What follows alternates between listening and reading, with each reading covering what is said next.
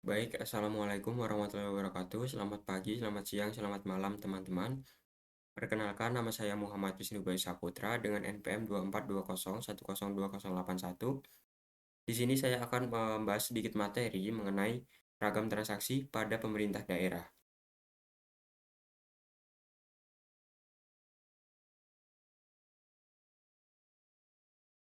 Pada poin pertama, yaitu kita akan membahas mengenai transaksi SKPD kepada PPKD. Yang pertama ada transaksi penyaluran dana atau SP2D ketika PPKD itu mentransfer uang ke SKPD, baik itu UP garis miring GU garis miring TU garis miring LS. Yang kedua ada penyetoran kas, yaitu ketika SKPD menyetorkan pendapatan yang diterimanya itu ke rekening kas daerah atau PPKD. Kemudian ada pengalihan aset atau utang, yaitu jika ada perpindahan barang yang dimiliki daerah atau antar SKPD yang dijembatani oleh PPKD. Kemudian yang selanjutnya yaitu ada dokumen dan catatannya. Yang pertama ada dokumen SP2D atau surat perintah pencairan dana, yaitu dokumen utama saat PPKD mentransfer uang ke SKPD, baik untuk uang persediaan atau UP maupun pembayaran langsung atau LS. Yang kedua ada STS atau surat tanda setoran, yaitu dokumen saat SKPD menyetorkan sisa kas atau penerimaan pendapatan ke kas daerah. Yang ketiga ada surat pengesahan pendapatan dan belanja, yaitu digunakan untuk mengakui transaksi yang tidak melalui kas daerah secara langsung, namun eh, bisa melalui pihak ketiga, misalnya ada dana bos atau BLUD. Yang selanjutnya yaitu ada berita acara serah terima atau BAS, yaitu digunakan jika terjadi mutasi atau perpindahan aset tetap antar SKPD yang melibatkan PPKD. Yang selanjutnya yaitu ada pengakuannya. Yang pertama pengakuan SP2D, itu baik UP garis miring GU garis miring TU garis miring LS gaji garis miring LS, yaitu barang diakui BUD atau Bendahara Umum Daerah itu saat transfer dana ke Bendahara Pengeluaran SKPD atau pihak ketiga.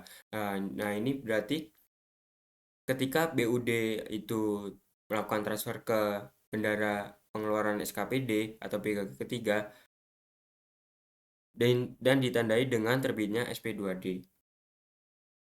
Selanjutnya ada transaksi setoran, yaitu diakui saat bendahara penerimaan SKPD itu menyetorkan dana ke rekening kas daerah. Transaksi itu ditandai dengan terbitnya dokumen STS. Yang ketiga ada transaksi penyerahan barang milik daerah, yaitu diakui saat barang tersebut diterima dan ditandai dengan terbitnya dokumen BAT barang.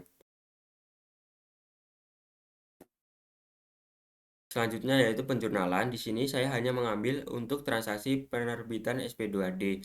Jadi untuk penjurnalan ini terdapat dua pencatatan, yaitu yang pertama pencatatan yang dilakukan oleh SKPD dan juga pencatatan oleh PWKD. Yang pertama yaitu pencatatan oleh SKPD jika transaksi penerbitan SP2D, yaitu kas di bendara pengeluaran itu didebit karena kasnya bertambah dan juga RK pada BPKD itu didebit karena berkurang. Kemudian jika pencatatan pada PPKD itu kebalikannya, yaitu RK PPKD-nya itu didebit karena bertambah dan juga kas di daerahnya itu berkurang, jadi dikredit.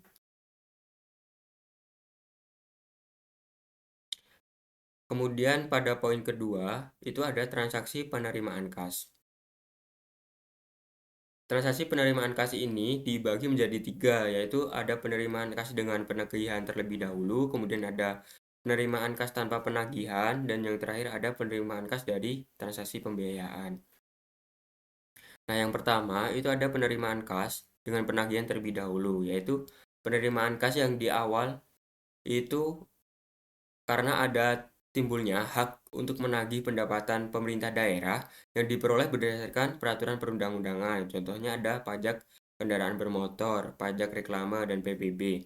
Nah, untuk pajak kendaraan bermotor itu kan sudah diatur oleh undang-undang. Jadi setiap motor itu sudah ditentukan tarifnya masing-masing. Baru kemudian eee,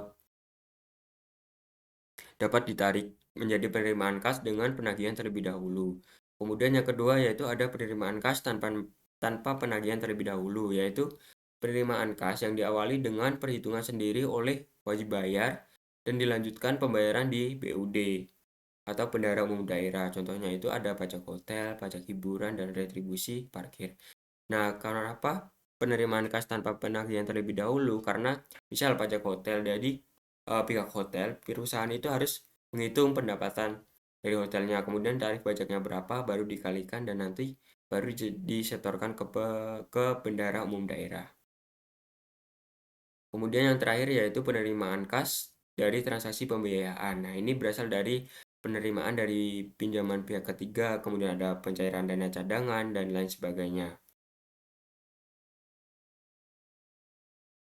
Nah, mungkin cukup sekian presentasi pemaparan materi yang dapat saya sampaikan. Jika ada kesalahan kata saya mohon maaf. Saya tutup. Wassalamualaikum warahmatullahi wabarakatuh.